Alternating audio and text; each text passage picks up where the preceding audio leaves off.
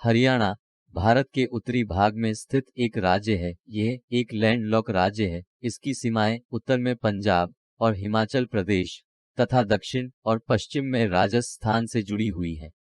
हरियाणा का गठन 1 नवंबर 1966 को हुआ था। इसे भाषाई आधार पर पूर्वी पंजाब के पूर्व राज्य से अलग किया गया था। हरियाणा को पहले ब्रह्मावर्त, आर्यावर्त और ब्रह्मोपदेश के नाम से जाना जाता था। इसकी भूमि पर भगवान ब्रह्मा के उद्भव और वैदिक संस्कृति के साथ इसके जुड़ाव के कारण इसका नाम रखा गया था।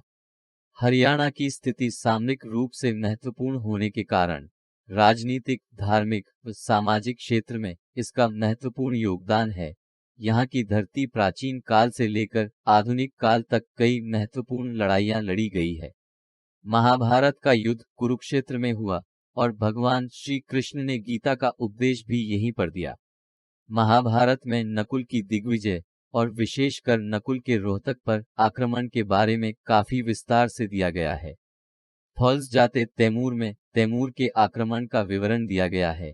तैमूर के सार्वजनिक कत्लेआम, लूट खसोट और सर्वनाशी अत्याचारों की सूचना मिलने पर हरियाणा सर्वखाप पंचायत का अधिवेशन मेरठ के गांव टीकरी, निरपड़ा, दोगट और दाहा के मध्य जंगलों में हुआ। सर्वसम्मति से निम्नलिखित प्रस्ताव पारित किए गए। सब गांवों को खाली कर दो।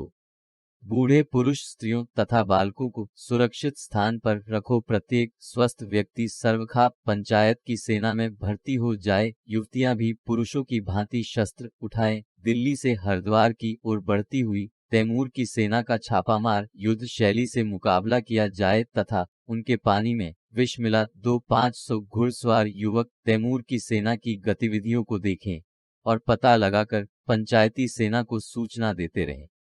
पंचायती सेना पंचायती झंडे के नीचे 80,000 मल्ल योद्धा सैनिक और 40,000 युवा महिलाएं शस्त्र लेकर एकत्र हो गए। इन वीरांगनाओं ने युद्ध के अतिरिक्त खाद्य सामग्री का प्रबंध भी संभाला। दिल्ली के 100 कोस चारों ओर के क्षेत्र के वीर योद्धा देश रक्षा के लिए अपने प्राणों की आहुति देने रणभूमि में आ गए।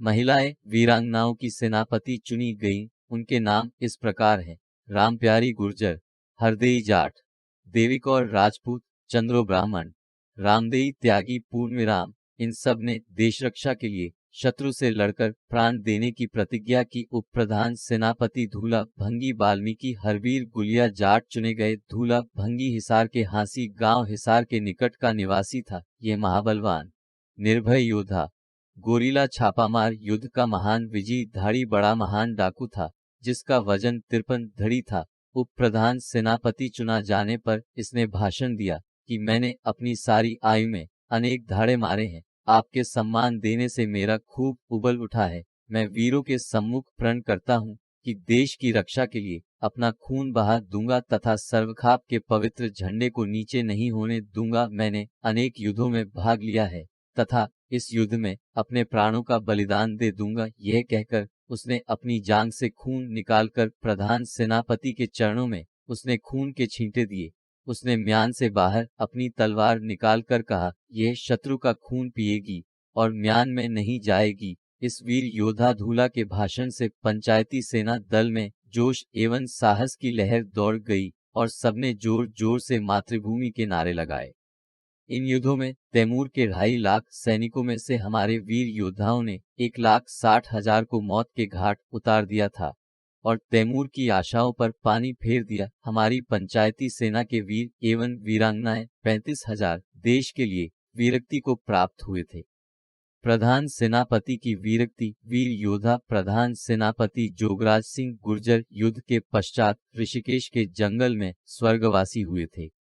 मुगल काल में भी हरियाणा के लोगों ने इस्लाम को जमकर टक्कर दी। उसी में एक महत्वपूर्ण नाम हेमू विक्रमादित्य का।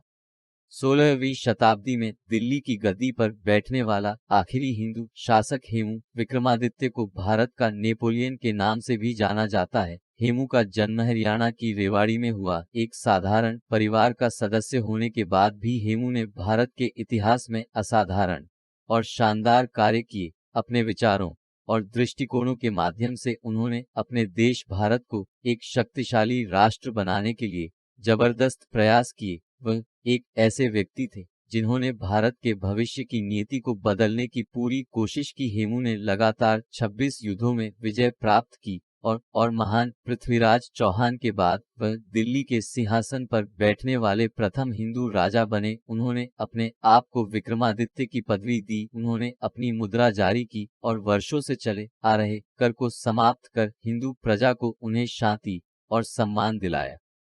पानीपत की दूसरी लड़ाई में मुगल फौज के पैर उखाड़ दिए थे, पर नीति को कुछ और ही मंजूर था। एक तीर हाथी पर बैठे हेमू के आंख में जा लगा। हेमू ने तीर को कस के पड़ा और खींचकर बाहर निकाला, जिसमें तीर के साथ साथ उसकी आंख भी बाहर निकल आई। किंतु फिर भी हेमू ने अपने साहस का परिचय देते हुए युद्ध जारी रखा। परंतु कुछ समय बाद हेमू बेहोश हो गए और मुगलिया फौज ने उनको बंदी बना लिया। बाद बेहोशी की हालत में ही अकबर ने उनका वध कर दिया। 1857 की क्रांति में हरियाणा के लोगों ने बढ़ चढ़कर भाग लिया। 1857 की क्रांति का आरंभ मेरठ में होने से करीब 9 घंटे पहले की अंबाला से हो चुका था। यहाँ पर भारतीय सैनिकों ने अंग्रेजों को विरुद्ध हथियार उठा लिए थे, लेकिन अंग्रेजों को इसकी जानकारी कुछ समय पहले ही लग गई थी, इसलिए इस विद्रोह को इस समय तुरंत ही दबा दिया गया। 13 मई तारीख 1857 को दिल्ली के 300 सैनिकों से हरियाणा में फिर दोबारा से क्रांति की लहर उठ पड़ी। तुरंत ही गुड़गांव, मेवात और रोहतक, हिसार और पानीपत में लोगों ने अंग्रेजों के विरुद्ध हथियार उठा लिए और क्रांति के सैनिकों के साथ मिलकर अंग्रेजों का शासन समाप्त कर दिया। किंतु दिल्ली के पतन के बाद अंग्रेजों ने एक एक करके हरियाणा के सभी जिलों पर पुनः आक्रमण कर लिया, लेकिन एक लड़ाई उन्हें हमेशा याद रहेगी। वह लड़ाई थी नसीबपुर की लड़ाई। नारनौल से लगभग 2 मील दूर नसीबपुर गांव में दोनों के बीच बहुत भयंकर युद्ध हुआ। युद्ध लगभग 12 बजे शुरू हुआ। गेरार्ड के नेतृत्व में ब्रिटिश फौज अहिरवाल के वीरों से युद्ध कर रही थी और ब्रिटिश फौज को कोई सफलता हाथ नहीं लग रही थी। हरियाणा के वीरों ने ब्रिटिश फौज के दांत खट्टे कर दिए और उन्हें पीछे हटने को मजबूर कर दिया। ब्रिटिश मलेशिया ने युद्ध के बारे में कहा है कि हमें कभी इस तरह के प्रतिरोध का सामना भारत में नहीं करना पड़ा। हमारे शत्रु ने हम पर बहुत बुरी तरह से आक्रमण किया और वह हमसे बिल्कुल भी नहीं डरे। इस युद्ध में बाद में राव किशन सिंह, जो कि रिसेल के कमांडर थे, वह वीरक्ति को प्राप्त हुए। किंतु उनके वीरक्ति को प्राप्त होने के पश्चात भी सैनिकों ने अपना हौसला नहीं खोया और वह लड़ते रहे। उन्होंने ब्रिटिश कमांडर कर्नल गेरार्ड को वहीं पर मार डाला। अंग्रेज इस प्रहार को सह न सके, किंतु जल्दी उन्हें अपने तोपखाने की सहायता मिल गई। हरियाणा के वीर इस युद्ध में तोप के वार को कम करने के लिए तोप के सामने कर खड़े हुए, किंतु अंग्रेजों ने और प्रहार तेज कर दिया और इसकी सहायता से उन्होंने इस युद्ध में विजय तो प्राप्त कर ली। किंतु उनके इतिहासकारों ने इस युद्ध के में भारतीय सैनिकों के पराक्रम को महिमा मंडित किया है। क्रांति का प्रभाव। हरियाणा में 1857 की क्रांति एक रोमांचकारी घटना थी। इस क्रांति में यहाँ के वीर पुरुषों ने आपसी भेदभाव मिटाकर अद्वितीय एकता का परिचय दिया। उन्होंने अपने क्षेत्र में अच्छा प्रशासन लागू करने के लिए बहादुर शाह और स्थानीय राजा नवाबों को पूरा साथ दिया। दमन चक्र क्रांति की विफलता के पश्चात हरियाणा वासियों पर अंग्रेजों का दमन चक्र चला। अंग्रेज सैनिकों ने अनेक गांवों को जलाकर राख कर दिया। हजारों लोगों को जेलों में ठूस दिया गया। जिन लोगों ने क्रांति में भाग लिया उनकी संपत्ति जब्त कर ली गई। क्रांतिकारी गांवों से सामूहिक जुर्माने वसूल किए गए। अंग्रेजों ने गांव-गांव जाकर सैकड़ों लोगों को केवल शक के आधार पर फांसी लटका दिया। इस संबंध में एक समसामयिक दर्शक का विवरण इस प्रकार है। इन दिनों लगभग प्रत्येक गांव के बाहर बड़ पीपल के वृक्षों पर फांसी के रस्सों पर 10-15 आदमी दिन रात लटके रहते थे। लाशें सड़कर सारे वातावरण को दूषित कर देती थी, किंतु उनके अंत्येष्टि करने का कोई साहस नहीं कर सकता था, क्योंकि ऐसा करने का मतलब होता था कि उस व्यक्ति से सहानुभूति थी, और यदि कोई ऐसा करने का दुस्साहस करता तो दूसरे दिन तक के बराबर उसका शव भी लटका मिलता था। दूर दराज के गांवों की तो बात छोड़िए, राजधानी दिल्ली में भी अंग्रेज अत्याचारों का इसी प्रकार प्रदर्शन होता रहा। इतिहासकार जॉन के शब्दों में 8 छकड़े इस काम के लिए तैनात थे कि गलियों और बाजारों में वृक्षों से लटके शव को उतारकर दूर फेंक आए। लोहारू के नवाब के अनुसार कोई 2600 आदमी केवल दिल्ली में ही मारे गए थे। यद्यपि हमारे पास आंकड़े उपलब्ध नहीं है, लेकिन हम कह सकते हैं कि हरियाणा में भी लाखों लोग मारे गए। पाइप देसी रियासतों पर प्रभाव, शासकीय रोष तथा द्वेष। क्रांति में बढ़ चढ़कर भाग लेने के कारण हरियाणा की जनता के प्रति नए शासकों का रवैया बहुत ही वैमनस्यपूर्ण रहा। चीफ कमिश्नर से लेकर एक छोटे से राज्य कर्मचारी तक के मस्तिष्क में क्रांति के बाद कितने ही दिनों तक उनकी दानवीय तस्वीर खींची रही। वे हर समय ये याद रखते थे कि ये वही लोग हैं जिन्होंने हरियाणा अंग्रेजी साम्राज्य को नष्ट करने का प्रयास किया था। महारानी विक्टोरिया की आम माफी की घोषणा के बाद भी अंग्रेज अधिकारी हरियाणा वासियों को क्षमा करने को तैयार नहीं थे। यहाँ निरंतर आक्रोश तथा दमन चक्र चलता रहा। सरकारी नौकरियों के द्वार यहाँ के निवासियों के लिए बंद थे। नहरें, सड़कें तथा बिजली आदि की सुविधा इनको न के बराबर दी गई। नहीं यहाँ विकास कार्य हुआ और न ही स्कूल कॉलेज खोले गए। इन सब के फलस्वरूप यहाँ के लोग पिछड़ गए। जैसा कि हम सब जानते हैं कि सन 1947 में हमारी पूज्य मातृभूमि को विभाजन का दुख देखना पड़ा। आज के पाकिस्तान से हिंदुओं को उनका धर्म परिवर्तन किया गया और भी उन पर बहुत सारे जुल्म ढाए गए। करोड़ों हिंदुओं को अपने जमीन जायदाद को छोड़कर भारत में शरण लेनी पड़ी। अपने हिंदू भाइयों की ऐसी स्थिति देखकर हरियाणा के लोगों ने भी प्रतिकार किया। आपको ये जानकर आश्चर्य होगा कि 1947 से पहले हरियाणा में मुस्लिम आबादी लगभग 33% थी, जो आज केवल 5.8 रह गई है। मुगल समय से ही बहुत सारी मुस्लिम रियासतें जैसे पटौदी, दुजाना, हिसार, यहाँ पर बहुत सारे नवाबों का शासन रहा और इसी कारण बहुत सारी मुस्लिम जनसंख्या यहाँ पर रहती थी। बहुत से मुस्लिम बाहुल्य क्षेत्र हरियाणा के लोगों ने हिंदू बाहुल्य में परिवर्तित कर दिए। आज हरियाणा में बहुसंख्यक मुस्लिम आबादी केवल मुख्य रूप से मेवात के क्षेत्र में रहती है। ये हरियाणा के लोगों का पराक्रम ही था जिसने आक्रामक इस्लाम को उसी की भाषा में जवाब दिया। आज से करीब 63 साल पहले भारत की पीठ पर चीन की पीपुल्स लिबरेशन आर्मी ने धोखे का खंजर घोंपा था। चीनी सैनिकों ने भारत के साथ पहले युद्ध की शुरुआत कर दी थी। चीनी सैनिकों के इस कदम के चलते कुमाऊन रेजिमेंट की 13वीं बटालियन को लद्दाख के चुशुल सेक्टर पर तैनात कर दिया। Chushul sector line of actual control से महज कुछ ही दूरी पर है। दोनों देशों के बीच सीमा विवाद को देखते हुए चुशुल और महत्वपूर्ण हो जाता है। कुमाऊन रेजिमेंट के सैनिकों की कमान उस समय मेजर शैतान सिंह को हाथों में थी। उन्होंने चुशुल सेक्टर की पूरी रक्षा की। चीनी आक्रमण को देखते हुए 13वीं कुमाऊन रेजिमेंट को चुशुल सेक्टर की रक्षा के लिए भेजा गया था। इसमें ज्यादातर जवान हरियाणा से थे। इन जवानों के लिए चुशुल की परिस्थितियां एकदम विपरीत थीं। इन जवानों ने कभी बर्फ गिरते भी नहीं देखा था। असल में इन्हें 2 दिन के नोटिस में जम्मू कश्मीर के बारामूला से चुशुल बुलाया गया था। इतने जल्दी बुलावे के चलते उन्हें ऊंचाई और सर्दी में ढलने का मौका ही नहीं मिल पाया।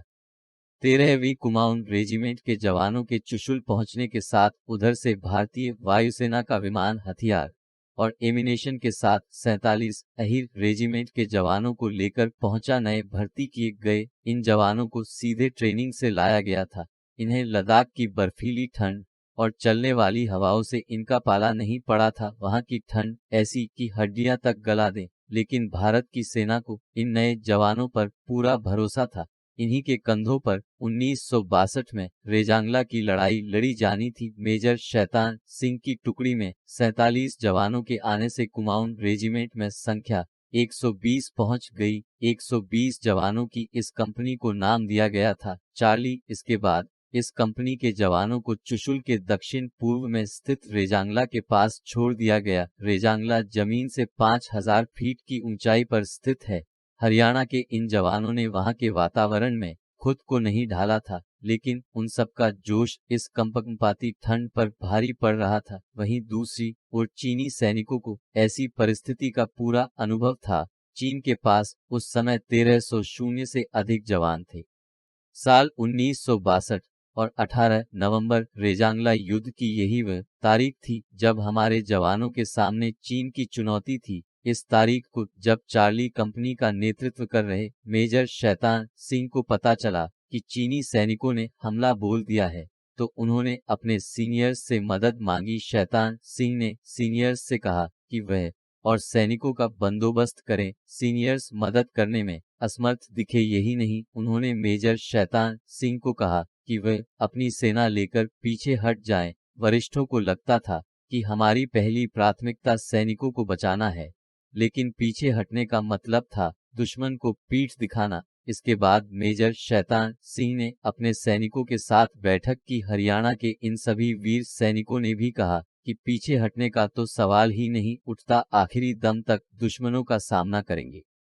18 नवंबर 1962 को तड़के 3:30 बजे रेजांगला के पास चीनी सैनिकों की तरफ से कुछ हलचल हुई। भारतीय सैनिकों को यह समझते देर न लगी कि ये चीनी सैनिक ही हैं।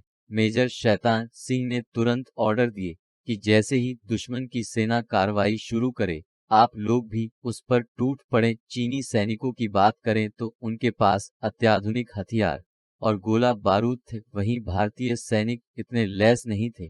उनके पास द्वितीय विश्व युद्ध के समय के हथियार और गोला बारूद थे, जिसे कई लोगों ने बेकार करार दे दिया था। हमारे जवानों के पास एयरगन के अलावा 303 की गन बस थी। उन्हें हर शूटिंग के बाद लोड करना पड़ता था। भीषण ठंड में उनकी उंगलियां भी जम गई थीं।